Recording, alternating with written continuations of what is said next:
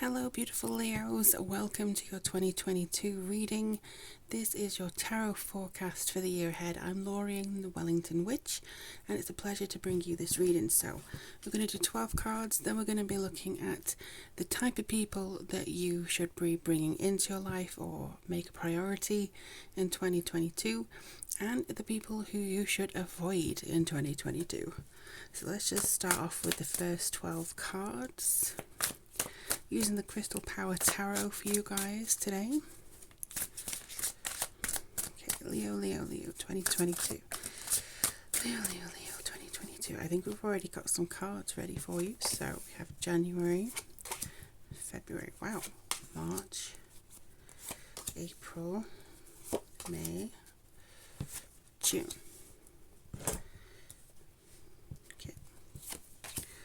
July, wow, August, September, October, November, December. Wow, you have a really good spread here, Leo. If you heard some shouting, that was my neighbour. Right. And then we have the King of Pentacles underneath. So that's a really good solid start. I've just moved the camera slightly so you can see most of the cards here. I will be bringing them up to you just so you can see it as well. Alright, so the first card, January, we have the Five of Pentacles. Now this says that you may feel a little bit unsteady in the first month of the new year, which is fine, it's natural. It takes a while to get our bearings. We don't always go straight into the new year with understanding as to how everything's going to look. It's fine, you're just going to have to kind of wing it a little bit, and you're alright with winging it. I know a lot of Leos who just kind of try and feel it out rather than plan it out, which is absolutely fine if it works for you. I do see with this it could be some insecurity about where you're going to go next. Maybe there's a job that isn't working out, maybe you need one, maybe there's just some changes that you want to make and you're not really sure how to make them. But the good news is strength is in February. February, bringing forward the strength card of loveliness. It's just so wonderful. I do think you're going to get some support in January and February. It feels like you are understanding that there are people who you can call upon for help and assistance whenever you need it, whether that be physical people or whether that be on high, you know. And I think also you're going to start to understand you are your own strength, you are your own saviour in some ways, because you yourself can actually elicit the changes you need just by manifesting it, drawing it in, speaking it into being. There's something that feels very much like you're getting back into your power now. The first 2 months of the year, they wanted me to say 2 weeks of the year as well, feels like it's kind of a cemented part of you. I don't know how that, you may find that relates more than what I can understand of that, but it's more like a cemented part of you, this power, this being, this, okay, I am me now, I am fully back to who I am. So there could be a reason then in March, the Tower in reverse. So if it's that way, it's like, ooh, a bit of a thing to shake it up and get you going. But if it's in reverse, you kind of anticipate this coming through, you anticipate this shake up in March, and so you already know what you're doing about it, possibly because you're already planning it yourself. I think you've got the strength and you've got the backing and you've got the understanding to instigate the change yourself, and this is kind of how you develop. As soon as March comes in, it's like, okay, now is the time I need to change, and now is the time I need to put my best foot forward. It could be that you decide to completely go back or negate on what you've studied for years. So for instance, you could have studied accounting for 15 years or whatever, and now you're choosing a completely creative path, or there could be some changes going on around your life, but in March it feels like, nope, I'm going to tip my own life over rather than have it done to me. So you are actually doing it for yourself. I feel like the Queen of Wands in April is just an absolute, I didn't realise I had soot on my fingers from doing spells. This is just you completely in your own energy, completely embodying your own spirit. This is you understanding that you are the nature of the flow. You are the person who controls the flow of your own life. You are the person who can bring this into being again. Everything seems to be bringing it into being. I am naturally creative, but also you have this energy going through hands here. You could be looking to do something very creative, like with your hands, crafty stuff, painting, knitting, putting your hands to some kind of work, maybe healing. It could be that you're looking to become an instructor, or something like that, but it just feels like you're taking something that identifies completely as you and something that you embody, and you're actually putting it into your life in a bigger way. Come April, it just feels like you completely ascend here. So I don't know what it is, because it'll be based on your individual personalities and stuff, but it's just something that just takes it up a gear, up a level, and you're actually pushed into something that feels really good for you. Ace of Cups, then, you feel very fulfilled. This is something that's so fulfilling. I'm actually going to do May and June together because they kind of go hand in hand for me. So these are two new beginnings here, but I feel like from May onwards, you're going to start seeing, April onwards, you're going to start seeing this change, and it's going to be not a very overnight change, but a slow change. You're going to start seeing this beginning. So this is something that I feel you're going to see in a lot of different corners of your life. As soon as you start changing your energy, you're going to start seeing the people who no longer fit that energy walking away, or kind of leaping out of your life. With the Ace of Cups and the Death card here, don't worry, this does not mean literal death. This is just something that's at the end of an era, that you're going into some place new, you're going into some place, a higher state of health, a higher state of being, a higher state of career, just something that feels very much you. And then I welcome new love and trust. This could be literally welcoming in new people who really get you on your level, and also who will support you on this next journey, on this next leg of your journey, on this path that you are making for yourself. Yeah, because you've got so many. Yeah, the rest of the readings I've seen, it's going to be a year of two halves. And I honestly feel like it's the same with you. The first half of the year is you building up this confidence, this strength, getting the strategies in place, understanding there's going to be people coming into your life that are going to help you.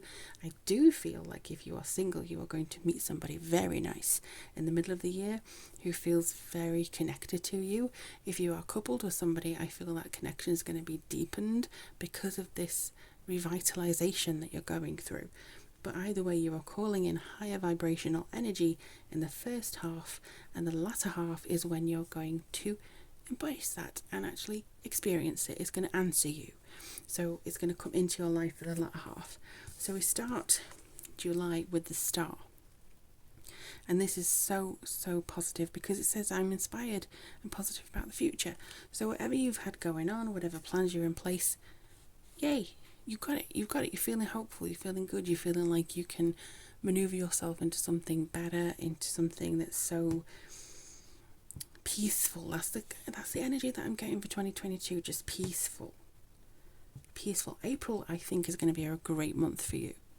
I don't know why. April just feels really nice, fun, free, where you can be creative, you can laugh. It's just something that feels really good for you, and that just shoots your energy up into the stratosphere and enables the rest of the year to happen. Then we have a little bit of a wobble, not too much, but I think you're going to get quite emotional around August. Now, for some of you, this could be your birthday month. So it could be that your birthday is giving you a little bit of a grief. But it just feels like you kind of lose your way slightly. Maybe the muddies get watered. No, maybe the waters get muddied a little bit, and you're not quite sure as to which direction to go. You're not sure, how best to navigate certain areas. It's fine. Your intuition knows best. Always check back in with your intuition. Always go back in and just say, look, I need a little bit of understanding here. I need a little bit of guidance. And I think that you would get that because of the amount of energy that's responding to you calling in throughout the rest of the year, honestly. With the moon, it's nothing necessarily negative here. It's just a case of bewilderment. I feel like there's so many, the full moon affects everybody. I mean, I can never sleep on a full moon. I'm up until like 4 or 5 a.m. on a full moon. It's just that feeling of excess energy, not really sure where to place it. Am I doing the right thing? I don't know where I'm going. Maybe if there's something like, I don't know what the full moon will be in August off the top of my head. I think it's normally Capricorn. I don't know. I can't quite understand it myself. It might be Aries, but I don't think so. Or Aquarius, sorry. It might be Aquarius. So I feel like maybe there's just some kind of, you're not quite rooted as you should be. There could be some little bit of stumbling block here, and you're sort of trying to navigate as best as you can through the systems, through the things that you've already had in place, but it's fine. It's fine. It's just a little blip. Maybe there's some nerves finally kicking in about this new direction that you're taking. Am I good enough? Will this work? Will this transpire how I want it to? Am I actually going to get what I want here? Is this too good to be true? All this kind of doubt and stuff, put it to the wayside, because you have the world here. So in September, this is just brand new energy. I feel like you have reached a peak. It doesn't mean you go downhill from there. I think you keep climbing, honestly. I feel like this is where you have that accomplishment and fulfillment, and you can still continue. You can actually take the time to enjoy it, because in October you have I Embrace Joyful Opportunities, and 3 of Cups is about community, friendships, and celebrating. You should have 3 reasons to celebrate around this time. And normally when I see the 3 of Cups, it's 3 reasons to celebrate. Is one's personal, one's professional, and one is maybe another friend who may be getting married, who may have a special announcement, engagement, just something that's very cause for joy and cause for, yay, hooray for your new endeavours or something. So I do feel around this time you will have a lot of celebrating to do. You will have a lot of catching up with joy to do, because I feel like you've worked hard. You have worked very hard, my lovely Leos. You've kind of been through the mill a little bit emotionally. I think maybe this is kind of drawing a line under the stuff that you've faced in the past, and then you can actually get on with what it is you wanted to do in the first place. Move things forwards. Try and see where you're going next. What are you trying to accomplish next? So it does feel like there's a lot of things going on here. I do feel like you get into your groove. Whenever the Queen of Wands comes up in a reading for me, it's all about being in charge of your ideas, and you have a lot of ideas. Just be confident in those, and confident enough to execute them correctly and actually speak them.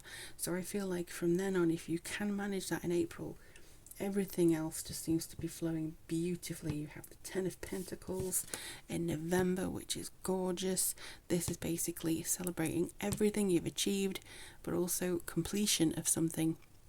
The establishment of wealth, the establishment of a home, of solid foundation, feeling like your feet are finally on the ground. Just something that you feel like, oh, thank God for that. I can settle, I'm in my zone now, I know what I'm doing. Something's coming to a head here. It just feels like, oh, I can breathe. Something's like alleviated from you. It just feels so much better than what it did before. And you round off the year in December with Page of Swords, taking care of the little things, taking care of the minor adjustments that you need to actually stay in control. But I don't mean controlling. Controlling is taking hold of the reins and trying to tell the horses how to walk, I feel like it's just guiding and steering, and like, oh, that needs to be sorted now. Oh, that deadline's coming up. I need to do that. Oh, I need to respond to this person or this text before I forget. Just staying on top of things, because I think that as soon as the year goes out, you're going to be very busy. I also feel like you're probably going to be in demand, not just professionally but personally. Like, people want to talk to you, people want to invite you places, people want to, get to know you a bit better. So I think a lot of that is stemming from the fact that you're too popular, Leo. It's just, you've earned it though. You've earned this community, you've earned these people, you've earned this support, you've deserve everything here. And I feel like this is you getting back into your strength, understanding that. And because of all this, you become sure of your place in the world, which is absolutely wonderful to see. So with that, there's a lot of stuff coming through, and it just feels like you're getting into, like I say, a new groove, something that feels like it fits you very nicely. So we're going to have a look and see what's the type of people that you should be bringing into your life in 2022, maybe people who you want to avoid. So what we're doing first, people who Leo should be in or pay attention to or befriend or focus on in 2022. Please give me some information. Okay, so that person needs to do that one. Alright, so let's just have a look and see what else is coming in 2022. Whoops. What other type of person? I feel like it was this one actually. I'm just going to put them there for a second. Okay, so this first one. A trickster. Okay. I'll just see what the other one is as well. Warrior. Okay. This makes sense to me. So, with a trickster, the light attribute you want to bring in is transcending convention, stuffiness, and predictable behaviour. So, I don't think you do very well with the kind of Capricorn regiment, if that makes sense, of must be done this way, no room for experimentation, no room for expression. That is not something you vibe with. That is really not something you want to bring in. So with this, I think that you would be very strong to get somebody in who is playful, who is very charismatic in a way. Somebody who has this kind of be all unique and everything like that. A little bit boho as well, actually. And with that, I feel like this is you. I feel like you don't like to be predictable, and you're not anyway. If you want to go on a road trip, you're just going to go on a road trip, and you want somebody who will be able to have fun and be playful with you. At the same time, you want to have somebody who has your back, so somebody who has strength, again, skill, discipline, and toughness of will, so they know when to play, but they also know when things are serious. It's like having that sort of balance. You could have one person for each of these attributes, or you could have one who embodies both of them. And I think that this sort of I will sacrifice my time to help you type of thing is maybe something that you haven't experienced recently, and so when it comes in you should actually feel like it's right, not somebody who's just manipulating you for the sake of it. So the shadow attributes are just like, you don't want somebody who to be victorious at any cost or manipulating you. You want to know that this person is light and this person is there for you for the right reasons. So as much as you want to bring in those light attributes, you have to be careful of those who can embody the not so nice attributes, which will be here. I do have a feeling that somebody may present themselves to you next year as somebody who's wonderful and light and gorgeous, and you want to invest your time in me, and they're just behind that is just a door of gnarliness. That's the feeling. But I think that you're going to be aware of that enough that you're not going to fall into the trap that they've set for you. So don't be worried about that. You are going to be aware of it. Just make sure that you're not accepting anybody's help. Be discerning about who you let into your circle. So, people to be wary of. Alright, altering facts or plagiarizing others' work. You need to be aware of people who are trying to steal your ideas, steal your energy, and try and piggyback off your work. I think that's going to be pretty strong. And the mystic, this has come up before.